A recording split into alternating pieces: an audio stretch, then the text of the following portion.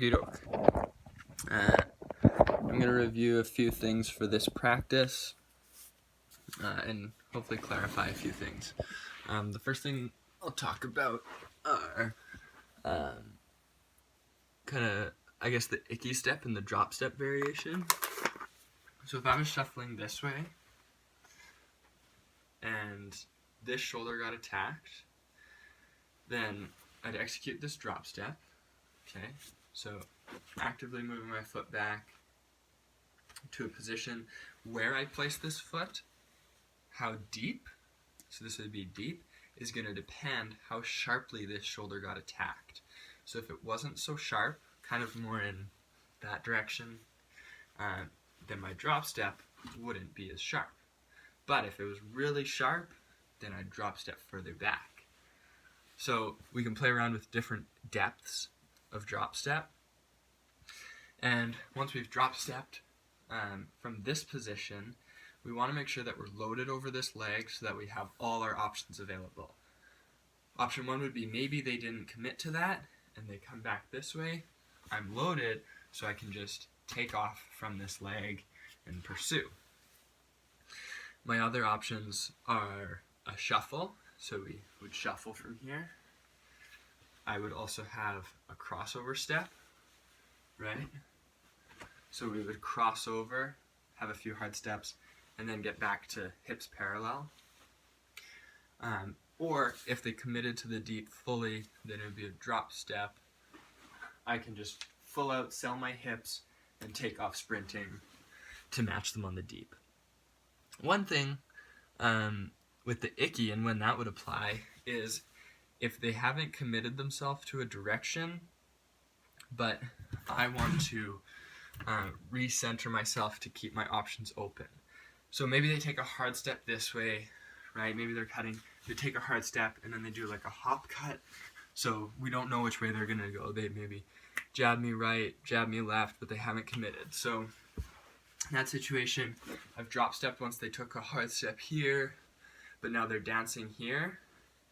What I can do is I can decide to recenter myself over this leg instead of this leg and re-square my hips to them, because we're saying they're about here. I hope this kind of makes sense with me pointing. So I'm going to change the angle. Okay, so let's say they cut from here and now they're my chair. So I drop step, good. My hips are still pointed this way and I'm not really centered around them. From here what I would do is I would icky, so that's that icky footwork, and good. Now I'm squared up to them again. My weight is centered over this leg. Hips are in a position where I can go either direction. Okay, so defending, hard step, drop step, icky, and I'd probably freeze in this position and wait for them to make another movement before I would follow.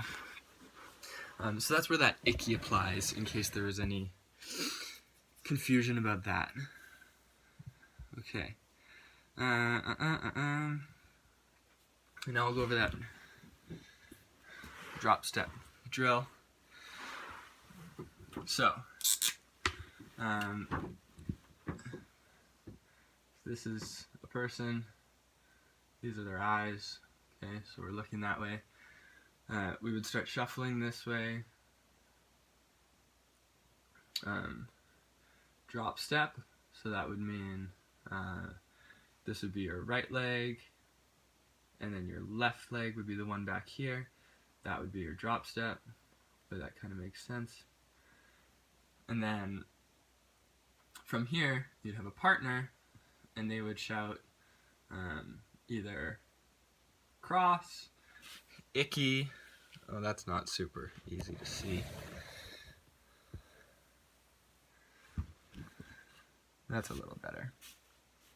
So good. That'd be your right leg, because we're saying you're shuffling. An offensive player was, maybe they're moving, they're attacking this inside shoulder. So your right leg would be out here, your left leg would drop, and maybe you do a crossover step to match back up with them. So you do your crossover step, good, and then you keep shuffling this way, when you choose, you do another drop step. So that would mean your left foot would plant, your right foot would drop, and your partner would say icky, and then you'd icky shuffle, get in that recenter your balance, and then keep going from there. So our options would be under, icky, cross, sprint.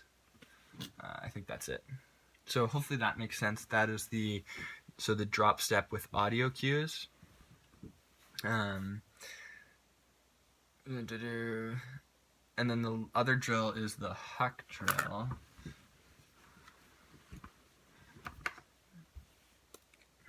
Okay. So for this drill, we'll say the cutter would start with the disc. So here's the disc, here's the cutter. We can make a throw, a swing throw, so you could set that up with just a little cut there, and throwing it out to space to a different third, so we can make that like a 15-20 yard throw, and now the thrower has it.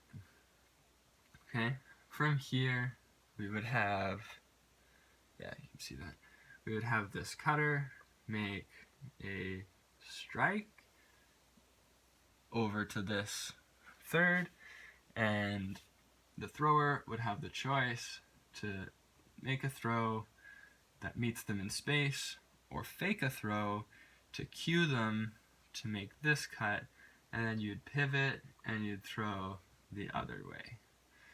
Okay? So pretty simple drill, but 2 challenging throws that are really valuable throws if you can make them. So with this throw here, what we don't necessarily want to do is we don't want to just put out a huck that's kind of out to this space out here that just lets this receiver kind of attack it on their own discretion. We want to give it a bit of shape and it to meet them. So instead of, if this is the cutter's kind of line of path and the disc's line of path and the cutter's line of path, see how they're pretty much the same? They're pretty much both just straight lines going deep. What we want instead is we want the disc to have a path and the cutter to have a path, and we want them more to intersect, okay? Not at a 90-degree angle, of course, but a little bit more than like a 10 or 15-degree angle that we see on some hucks. Okay, so that's the goal for that throw. Hopefully that makes sense. This throw, if we throw the fake to the kind of back, the out to space one, so here if you're a righty, that would be a flick out to space. That one we still want to have that OI shape, but it's okay if that one's a little more out to space and just for the receiver to attack. It doesn't have to have that that leading out, meeting in space property that we're asking the first throw to have. So I hope I explained those things okay. But if it isn't clear, just please ask, and I will ensure that I clear it up.